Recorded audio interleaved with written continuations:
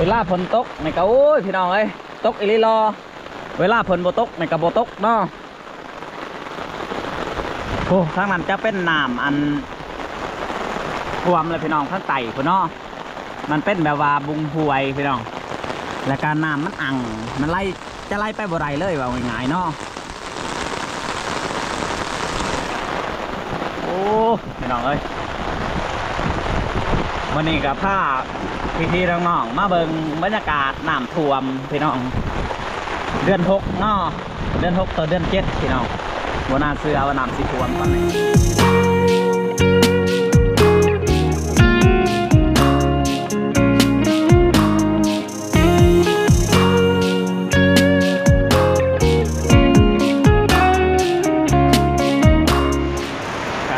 สวัสดีและสบายดีเพราะว่าFCฟังไทยและฟังลาว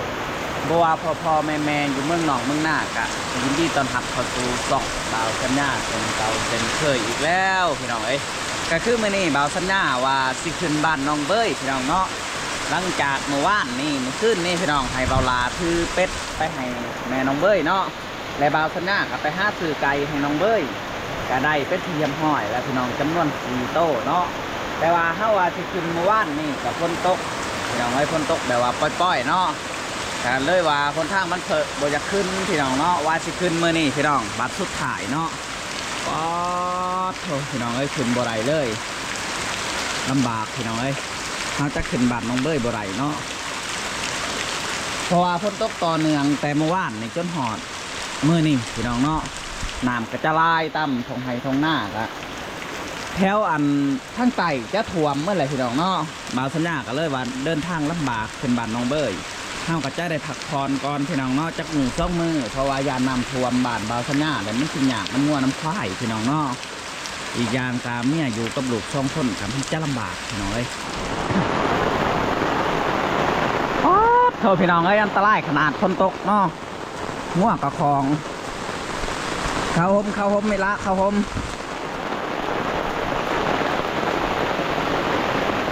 โอ้โหดว่าพ้นพี่น้องเอ้ยว่าสิไปบ้านน้องเบ้ยนี่บ่ได้ไปแล้วบ่าวสัญญาก็สิได้ยุติก่อนพี่น้องเอ้ยกับว่าแมนฝนตกแห้งลิรอตกแบบต่อเนื่อง2 มือเลยพี่น้องทั้งฝนทั้งลมเนาะอันตรายขนาดพี่น้องเอ้ยท่วมแท้ๆและบ่าวสัญญาเบิ่งคักไว้เนาะเพราะว่าอันน้ำมันขึ้นขนาดพี่น้องเอ้ยน้ำห้วยก็ลัดห้วยขึ้นมาเลยเนาะแต่ว่าทั้งทงไฮทงหน้าเนี่ยข้าวจังเลยพี่น้องทั้งน้ำจ้าอันเป็นแบบน้ำห้วยไล่เข้ามาเลยพี่น้องเอ้ยข้าวหวานนี่จะมืดเลยท่วมมาเลยเบิ่งคักแล้วพี่น้องเอ้ยบัดนี้โอ้บ่าวสัญญาก็จะอันขึ้นบ้านน้องเบ้ยนี่จะยากพี่น้องเพราะว่าถนนหนทางที่เฮาลัดไปนี่มันจะมีแต่อันห้วยหองคลองบึ้งก็ง่ายๆเนาะเพราะว่ารถจักรหรือว่ารถไถเนี่ยอาจจะไปบ่ได้พี่น้องน้ำห้วยหรือว่าน้ำป่าไหลเข้ามาเนาะ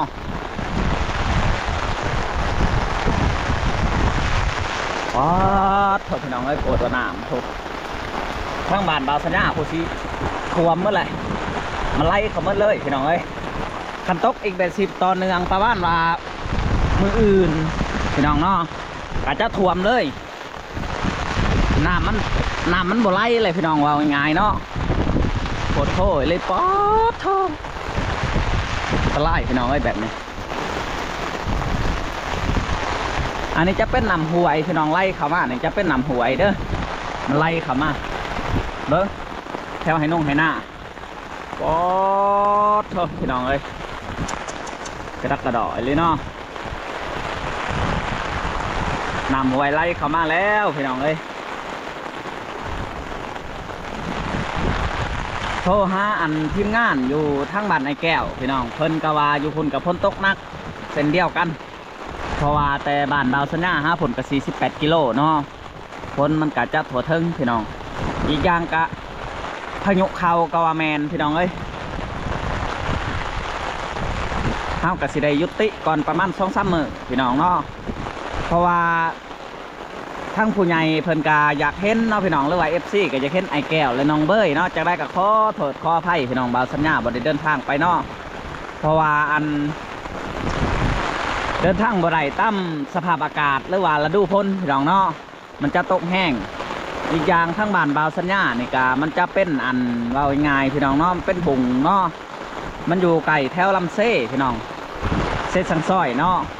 ท่านว่าน้ำขึ้นมานี่อาจจะพบได้พี่น้องเนาะตามหมู่บ้านเพราะว่าน้ำจะท่วมเกือบจะคูปี้พี่น้องบ้านบ่าวสัญญาเนาะกับบ้านบ่าวลาไซบุญคุณธรรมพี่น้องเอ้ยมันเป็นบอนบุงกะวาแมนช่องมาแล้วก็อยู่ไกลนำเซ่กะวาแมนพี่น้องเอ้ย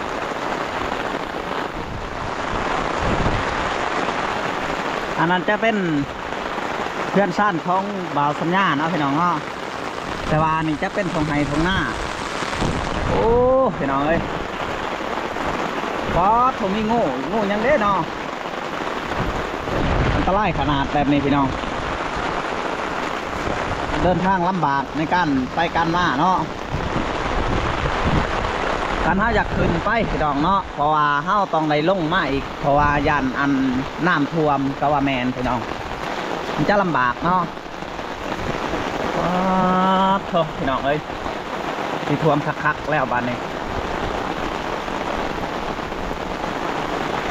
อันนี้จะเป็นน้ำห้วยเด้อพี่น้องนี่น้ำห้วยบ่แม่นว่าน้ำพ้นตกใส่หน้าได้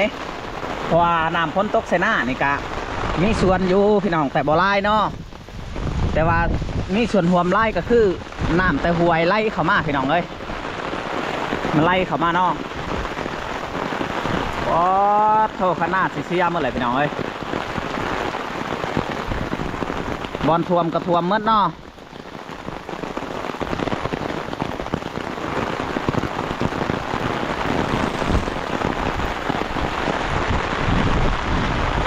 ขึ้นนี่จะขึ้นมากเลยพี่น้องเอ้ย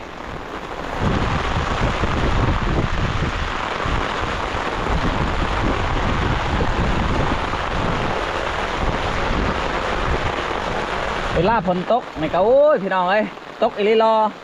เวลาฝนบ่ตกในกะบ่ตกเนาะโอ้ทางนั้นจะเป็นน้ำอันท่วมเลยพี่น้องข้างไต่พี่น้องมันเป็นแบบว่าบุงห้วยพี่น้องและการน้ำมันอังมันไล่จะไล่ไปบ่ไรเลยว่าง่ายๆเนาะโอ้พี่น้องเอ้ยวันนี้กับผ้าพี่ๆน้องๆมาเบิ่งบรรยากาศน้ำท่วมพี่น้องเดือน6เนาะเดือน6ต่อเดือน7พี่น้องบนนาเสือว่าน้ำสีท่วมปั้นไหนโอ้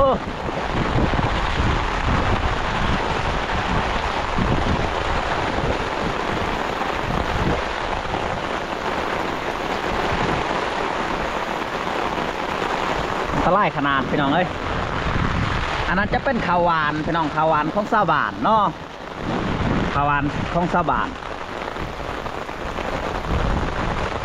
โอ้โธ่น้ำสุดสายหูสายตาพี่น้องเอ้ย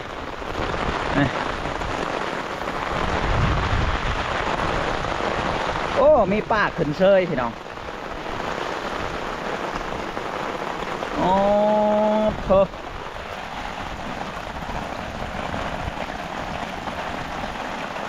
อันตรายขนาดพี่น้องเนาะ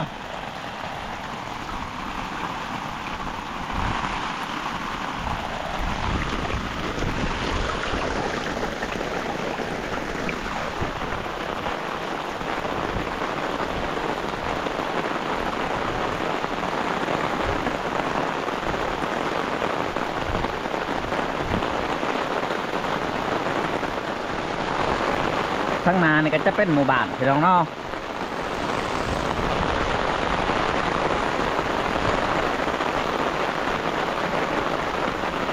บ้านดงนางงามไต่พี่น้องเมืองส้นนาบุรีแขวงสวรรณเขตเนาะตอนนี้เริ่มสิท่วมเลยเด้อตอนนี้ใกล้ขนาดคุณโอ้ขนาดขาดพี่น้องเอ้ย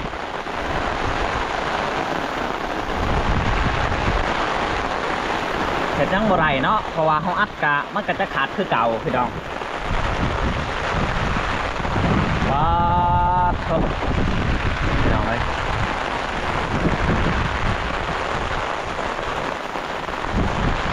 อันตรายขนาด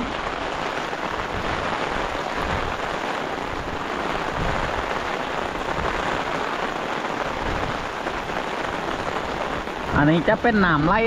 มาจากหมู่บ้านพี่น้องนี่เนาะมันจะหมวดซุ้มอยู่ในอันทงไฮทงหน้าบาวสัญญาบอลเดียวเลยเนาะอันนั้นก็จะเป็นอันบุงเขาเจ้าพี่น้องเนาะข้าวมันจะเป็นบุงเนาะแต่ว่าน้ำนี่เพื่อสิบกจากหันกับประมาณว่า2 มื้อพี่น้องเนาะขนาด2 มื้อ3 มื้อขนาดพ้นเสาตกขนาดพ้นบ่เสาตกนี่มันก็จะโยกขึ้นหน้าบาวสัญญาเลยพี่น้องแต่ว่าพ้นตกต่อเนื่องเลยตอนนี้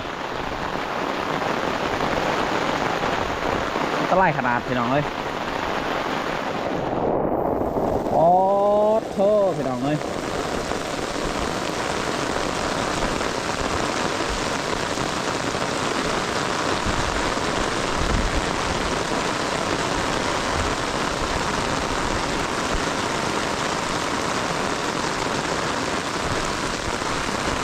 บาวสัญญาพาเลาะเบิ่งบรรยากาศกะว่าแมน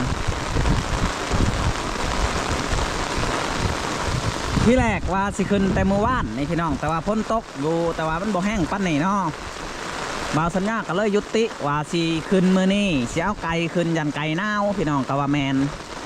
เพราะว่าเฮาสิเอาไก่ขึ้นไปให้น้องเบ้ยนี่ไก่จำนวน4 โต้พี่น้องคิดอีต้นมันอย่ามันเน่าเนาะอีกอย่างบาวสัญญาก็ใส่เสื้อกันพ้นกับพ่อใดอยู่พี่น้องเมื่อวานนี่เนาะว่าสิขึ้นมื้อนี้คิดว่าพ้นสิเอื้อนสุดท้ายพี่น้องเนาะมันก็บ่เป็นตามขาดพ้นก็จะตกต่อเนื่องเลยพี่น้องแล้วเฮาก็จะขึ้นบ่ได้บ้านน้องเบ้ยอีกอย่างก็น้ำป่ามันไหลมาพี่น้องเนาะทางขึ้นบ้านน้องเบ้ยก็คือพี่น้องเห็นน้ำกันนั่นแหละทางลัดป่าลัดโคกมันมีห้วยหองของบึ้งพี่น้องยานพ้นอันนั้นตกแบบนี้มันก็จะไหลแห้งรถจักรเฮาก็จะความบ่ได้หรือว่ารถมอเตอร์ไซค์เฮาก็จะความบ่ได้พี่น้องเอ้ยมันก็ลำบากเนาะลำบากในการไปมาน่าจะเป็นบื้ออื่นบื้อพี่น้องบาวสัญญาจริงจะได้เดินทางขึ้นบ้านน้องเบ้ยเนาะ FC ก็ฝากไปติดตามบื้ออื่นบื้อพี่น้องเพราะว่าทั้งเฮาก็กินฮอดน้องเบ้ยอยู่พี่น้องเอ้ยแต่ว่ามันขึ้นบ่ได้เนาะกินฮอดน้องเบ้ยไอ้แก้วครอบครัวไอ้แก้วแล้วก็พอตูส้มใครแต่ว่าพอตูส้มได้กระต๊อบไม้พี่น้องเนาะท่านเพิ่นบ่ได้กระต๊อบไม้นี่โอ้ยจักสิว่าจังได้พี่น้องเอ้ยจังได้ก็ขอบมกขอบใจทั้งเอื้อยเพิ่นอยู่ USA พี่น้องเอ้ยที่ซื้อกระต๊อบให้ตูส้มเนาะคันตูส้มบ่ได้กระต๊อบไม้นี่ถือว่าว้าลำบากสุดๆเลยพี่น้องเอ้ยอันนี้ก็จะเป็นกาของบาวสัญญาพี่น้องเนาะมันถ่วมนั่นแหละจะเป็นตะกอกตะก3 ตาพี่น้องเนาะว่าสิดำในประมาณทิศนาทิศฮื้อพี่น้องประมาณนี้แหละหลังจากเขาขึ้นบ้านน้องเบ้ยประมาณว่าเถื่อ1 2 เถื่อเขาลงมาเขาก็จะได้ดำเลยพี่น้องเพราะว่ามันยาวเลยเนาะอีกอย่างตั้มโมบานนี่ก็ไล่ค้นกะแล้วมันแล้วพี่น้องแต่ว่าเลือดแต่ว่าบาวสัญญาคนเดียวยังหมดท่านได้แล้วเนาะ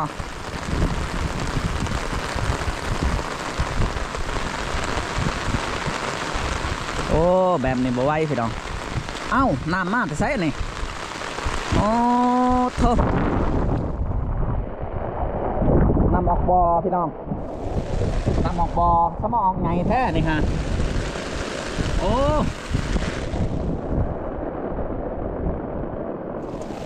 โมนเลยพี่น้องเอ้ยพี่น้องสำหรับคลิปนี้ก็สิได้จบเพียงเท่านี้เนาะคือมาแจ้งข่าวว่าบ่ได้ขึ้นบ้านน้องเบ้ยพี่น้องเนาะประมาณบื้ออื่นบื้อจังสิได้ขึ้นพี่น้องมื้อนี้ขึ้นบ่ได้และลำบากแห้งเลยเนาะในการไปมาพี่น้องสำหรับคลิปนี้ขอข่าวคำว่าสบายดี